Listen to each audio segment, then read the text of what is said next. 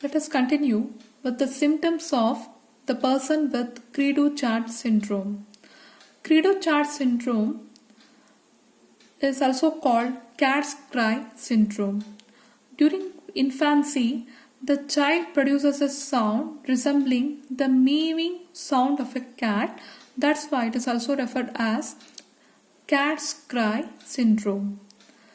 And how to identify the child with this syndrome? So the child shows widely spaced eye. It's a peculiar facial features, and this child also have mental retardation. So next case is microcephaly. Micro stands for small, cephaly stands for head. So abnormal smallness of the head, and hypertelorism, that is increased interorbital distance, that is distance between two eyes is increased here. And why this is caused? This is caused due to deletion of one arm of fifth chromosome. If there is deletion of one arm in the fifth chromosome, so this is a partial structural variation. Okay, and this comes under structural mutation. Okay, and just because the partial deletion of one chromosome, that is the fifth chromosome, which is an autosome, okay, the voice box of the child is impaired. Okay, and so the child cannot have the regular voice, so it has a unusual voice which resembles the cat's meowing, so the name was given as Cri-du-Chat. So Cri-du-Chat in Chinese language refers to cat's cry. So these are some of the symptoms of some genetical disorders. This genetical disorders is inheritable, that is, it is inherited from father to the offsprings or parents to their offsprings. So whether it is inherited from father or mother, you want it to know. Yes. So it can be understood by studying a concept called pedigree analysis. So pedigree is a special type of chart or representation which helps us to understand how the disorders is transferred, whether it is from the father or from the mother. See, here this refers the female and this represents the male. And here the marriage between the male and female has produced how many children? Let us count 1, 2, 3, 4, 5. 5 children here. So this is just a graphical representation. If you want to understand this, yes, we have to understand some of the basics. Let us go to the basics. Yes, pedigree analysis. Pedigree is a chart showing a record of inheritance of certain traits for 2 or more ancestral generations of human beings. So as I mentioned, it is a chart which shows a record of inheritance of certain traits for 2 or more ancestral generations. So whether the child has the disease or whether it is from the parents father side or mother side, so we can have the analysis by using this pedigree method. Pedigree analysis is useful in many ways, like it helps to know the possible genotypic makeup of a person or a trait. Okay, trait stands for character. It helps to study the pattern of inheritance of dominant or a recessive trait. Suppose it may help to study the pattern of inheritance. So how it is inheriting, if it is a X-linked inheritance or Y-linked inheritance, whether it is a dominant trait or a recessive trait. So pedigree gives us the complete analysis. Symbols used in pedigree chart.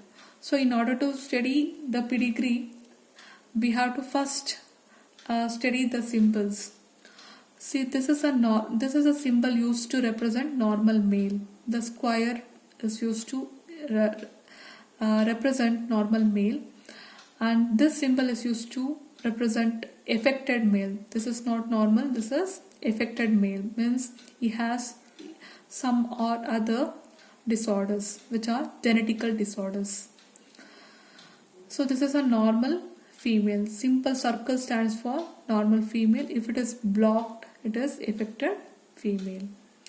And this symbol stands for sex unknown, whether male or female. We have to use this symbol if it is unknown sex, or sometimes transgender, we have to represent this symbol. Mating stands for a marriage, or in simple terms we can call it as marriage. Suppose if a female marries a male, okay, so this symbol is used to represent the mating or marriage. Consanguineous mating, okay, this stands for the marriage in the among the relatives from or distant relative, and the symbol is for deceased and unaffected, and this symbol is for abortion or stillbirth. If the child doesn't if a child is not born, whether if it is aborted, we use the symbol, and the symbol is used for the individual without offsprings, no offsprings here, so it is empty. Okay, so this is a basic symbols you have to learn to understand and write the pedigree chart. By understanding this common basics, you can produce the pedigree chart of your family.